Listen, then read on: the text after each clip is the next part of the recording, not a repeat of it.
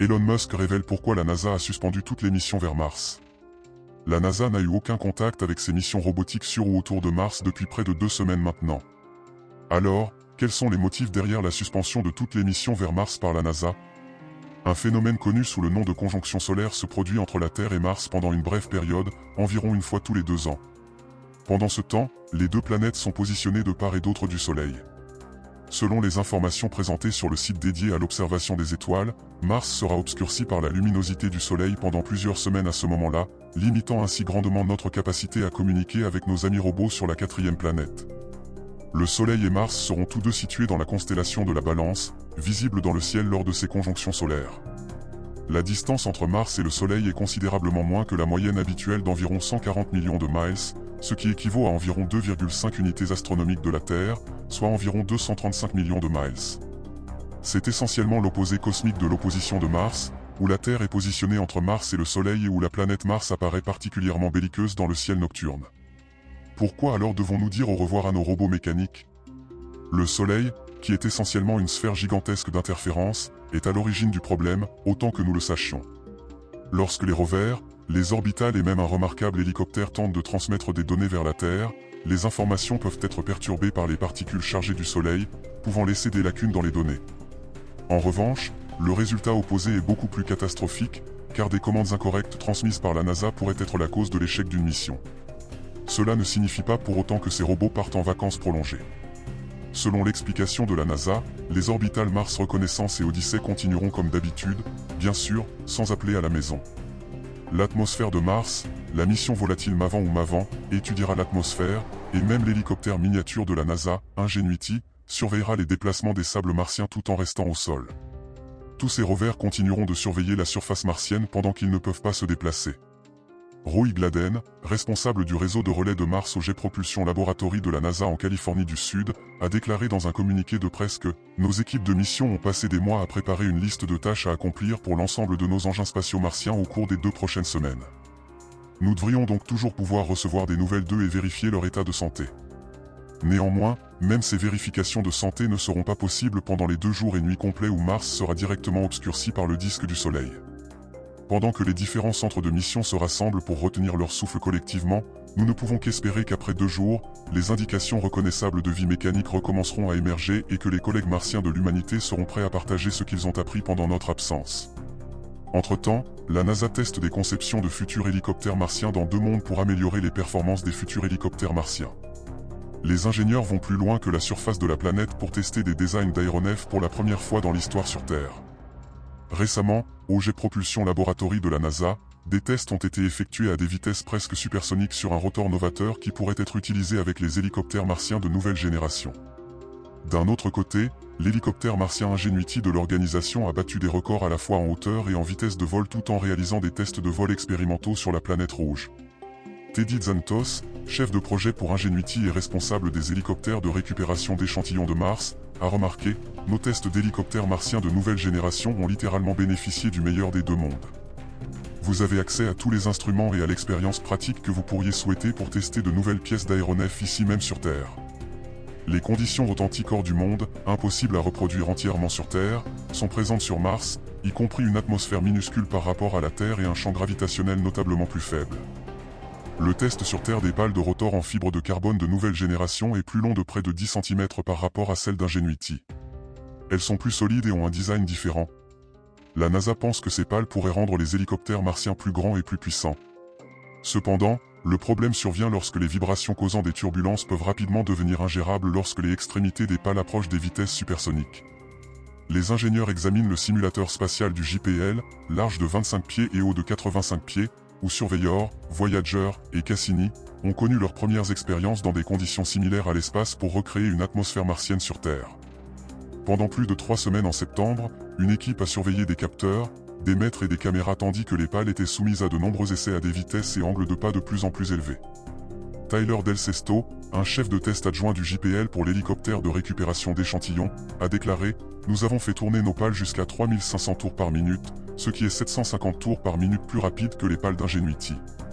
Maintenant, ces pales plus efficaces sont bien plus qu'une simple expérience théorique, elles sont prêtes à décoller. » Pendant ce temps, à quelques 100 millions de miles au-dessus, Ingenuity était ordonné de tenter des prouesses que l'équipe de l'hélicoptère martien n'aurait jamais cru possible. Initialement, Ingenuity ne devait décoller que 5 fois depuis son vol inaugural enregistré dans le journal de mission il y a plus de 2 ans et demi. Cependant, l'hélicoptère a volé 66 fois, dépassant sa mission prévue de 30 jours de 32 fois. Chaque fois qu'Ingenuity prend son envol, il découvre de nouveaux territoires, et offre un point de vue que aucune mission planétaire précédente n'a pu égaler. Cependant, l'équipe Ingenuity effectue plus souvent des missions avec son aéronef à rotor, alimenté par l'énergie solaire ces derniers temps. Selon Travis Brown, ingénieur en chef pour Ingenuity au JPL, nous avons doublé notre vitesse et notre altitude maximale, augmenté notre taux d'accélération verticale et horizontale, et même appris à atterrir plus lentement au cours des 9 derniers mois. Les planificateurs de missions peuvent utiliser les données inestimables fournies par l'expansion de la gamme pour informer leurs plans pour les futurs hélicoptères martiens. En général, les vols d'Ingenuity durent de 2 à 3 minutes, limités par la température du moteur et la disponibilité de l'énergie. Voler plus vite permet de couvrir davantage de terrain, mais cela met le système de navigation interne en confusion. Pour contrebalancer cela, l'équipe dirige Ingenuity vers des altitudes plus élevées pour prolonger la visibilité des caractéristiques, tout en examinant les modèles de vent martiens. Pendant le vol 61, Ingenuity a atteint un nouveau record d'altitude de 78,7 pieds, et au vol 62, il a atteint un record de vitesse de 22,3 milles par heure, tout en repérant un site d'atterrissage potentiel pour l'équipe scientifique du rover Perseverance. L'équipe a également modifié la vitesse d'atterrissage d'Ingenuity. Initialement conçue pour se poser à 2,2 milles par heure, pour permettre une détection rapide et l'arrêt du rotor, un train d'atterrissage plus léger a été testé sur les vols 57, 58 et 59, permettant à Ingenuity d'atterrir à une vitesse inférieure de 25% par rapport à la conception initiale de l'hélicoptère. Tout cela a tendance à rendre plutôt optimiste pour la suite. Cela n'est pas la fin du voyage martien. Après la conjonction solaire en décembre, Ingenuity est prévu pour effectuer 2 vols à grande vitesse et tester ses performances en utilisant un ensemble unique d'angles de tangage et de roulis. Nous pourrons affiner nos modèles aéromécaniques du comportement des aéronefs à rotor sur Mars grâce à ces données, a ajouté Brown. De tels tests sont souvent effectués lors des premiers vols sur Terre. Cependant, ce n'est pas notre trajectoire de vol. Opérer aussi loin du magasin de réparation le plus proche nécessite un peu plus de prudence, car il n'y a pas de seconde chance. En tant que démonstration technologique, Ingenuity a débuté sur Mars le 19 avril 2021. Il a effectué son premier vol, passant 30 secondes en vol stationnaire à une hauteur de 10 pieds. L'hélicoptère a ensuite volé horizontalement au-dessus de la surface, pour un total de 1171 pieds lors de 4 vols supplémentaires sur 4 semaines, ajoutant 499 secondes au total. En mai 2021, Ingenuity a entamé une phase de démonstration d'opération, pour montrer comment la reconnaissance aérienne pourrait aider à l'exploration future de Mars et d'autres mondes. Après une démonstration réussie du vol sur la planète, le JPL, qui supervise le projet au nom du siège de la NASA, a construit l'hélicoptère martien Ingenuity. La direction des missions scientifiques de la NASA l'a soutenu lors du développement d'Ingenuity. Le centre de recherche AM de la NASA, dans la Silicon Valley en Californie, et le centre de recherche Langley de la NASA à Hampton, en Virginie, ont contribué de manière significative avec un soutien technique et une analyse des performances en vol. Des composants majeurs du véhicule et un soutien à la conception ont également été fournis par Qualcomm, SolAero et AeroVironment Inc. Le système de livraison de l'hélicoptère martien a été planifié et produit par Lockheed Space. Dave Lavery est le responsable du programme au siège de la NASA supervisant l'hélicoptère martien Ingenuity. D'autre part, une faible lueur verte, visible à l'œil humain, a été découverte dans le ciel nocturne de Mars pour la première fois. La mission de l'orbiteur de gaz Tracer ExoMars de l'Agence spatiale européenne a observé le ciel nocturne de Mars illuminé dans le spectre optique tout en orbite autour de la planète. De plus, s'il n'y a pas de nuages dans le ciel la nuit, les explorateurs humains pourraient même être en mesure de voir la lumière dans les zones polaires. Ces découvertes sont surprenantes et intrigantes pour les futures missions sur la planète rouge, déclare le scientifique planétaire belge Jean-Claude Gérard de l'Université de Liège. Le phénomène connu sous le nom de lueur nocturne est en réalité assez répandu dans les atmosphères du système solaire. Il y a beaucoup de choses, mais pas beaucoup plus que notre Soleil, qui peuvent faire briller notre atmosphère la nuit. La photodissociation est un processus par lequel la lumière du Soleil brise les molécules pendant la journée. Cependant, les atomes libres peuvent se recombiner en molécules du côté nuit de l'atmosphère, loin du rayonnement solaire intense, et libérer leur excès d'énergie sous forme de photons lors de ce processus. Selon les molécules impliquées, la lueur nocturne sur Terre peut être observée depuis l'espace sous forme de couches de lumière verte, dorée ou même rougeâtre. Cependant, aux yeux humains, la scène semble quelque peu moins étonnante. Sur d'autres mondes, Vénus a une lueur nocturne infrarouge, et la luminosité est plus ultraviolette et quelque peu iranique sur Jupiter. Des preuves ont été découvertes concernant la lueur nocturne aux rayons ultraviolets et infrarouges sur Mars, bien que vous ne puissiez pas la voir personnellement en tant qu'explorateur martien, car la lumière du jour est tout simplement trop intense. Les scientifiques ont même observé un phénomène appelé déglow sur Mars, qui est créé lorsque l'atmosphère absorbe et libère de l'énergie provenant du rayonnement solaire dans le spectre visible. Néanmoins, les chercheurs notent qu'aucun spectre de lueur nocturne n'a été observé jusqu'à présent dans le domaine visible. La lumière solaire diffusée entrave de telles mesures depuis le sol de la Terre, et aucun instrument à bord de l'espace n'a observé la lueur nocturne visible de Mars, du moins jusqu'à présent. Gérard et ses collègues ont examiné les données de l'orbiteur de Gas Tracer, en pointant les instruments au bord de l'atmosphère, et en recherchant des indications de lueur nocturne à travers les longueurs d'onde ultraviolettes et invisibles. Ils ont été intrigués par la découverte de la lueur nocturne infrarouge et ultraviolette, ainsi que du déglow visible et ultraviolet sur Mars, découvert pendant l'hiver martien. La lueur nocturne visible a été observée au pôle sud à des altitudes de 40 à 60 km. Selon les chercheurs, cela est le résultat d'atomes d'oxygène qui ont été transportés depuis le jour ensoleillé martien, se combinant pour former du dioxygène et produisant une lumière visible depuis la Terre. Actuellement, il n'y a pas vraiment d'humains sur Mars, bien que les agences spatiales y travaillent. Cependant, cette découverte présente des implications scientifiques intrigantes, notamment concernant la lueur nocturne visible. En effet, tous les types de lueurs atmosphériques servent d'indicateurs de la chimie, de la circulation et des activités de l'atmosphère. En analysant sa composition, nous pouvons en apprendre davantage sur la composition de l'atmosphère extrêmement mince de Mars et sur son évolution. Les scientifiques recherchant des planètes habitables ailleurs dans l'univers trouveront cela utile pour comprendre pourquoi certaines planètes, comme la Terre, sont propices à l'habitation humaine, tandis que d'autres diffèrent. Comprendre le fonctionnement de l'atmosphère de Mars sera évidemment bénéfique pour les explorateurs futurs. Cette lueur d'oxygène devrait être observable depuis un orbiteur martien ainsi que depuis la surface martienne à l'œil nu par temps clair, affirment les chercheurs. De même, un robot alimenté par l'intelligence artificielle vient de découvrir comment produire de l'oxygène sur Mars. L'intelligence artificielle et les robots deviennent de plus en plus courants dans la vie quotidienne. Ils créent de nouveaux médicaments, répondent à des questions parfois de manière incorrecte et agissent comme nos propres assistants virtuels. Ils pourraient prendre en charge tous les aspects de notre existence, y compris l'empathie et l'investigation.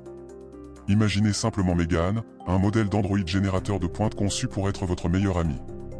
La première rencontre théâtrale entre Megan et le robot a résulté en un carnage, ce qui peut expliquer pourquoi la plupart des robots alimentés par l'IA émergent des laboratoires du monde réel, se dirigent vers Mars. Un groupe de scientifiques de l'Université des sciences et de la technologie en Chine, dirigé par Jun Jiang, a récemment présenté un robot avec intelligence artificielle capable de créer de l'oxygène à partir de zéro en utilisant uniquement des minéraux trouvés sur Mars. Les résultats du chimiste mécanique ont été publiés dans la revue Nature Synthesis. L'utilisation de ressources locales à notre destination est une priorité majeure alors que nous progressons vers la prochaine étape de l'exploration spatiale humaine. Il n'est pas nécessaire de tout lancer depuis un puits de gravité et de transporter tout sur notre dos si nous pouvons le trouver ou le fabriquer sur la Lune, Mars ou ailleurs. Par ailleurs, rien n'est plus bénéfique que l'oxygène.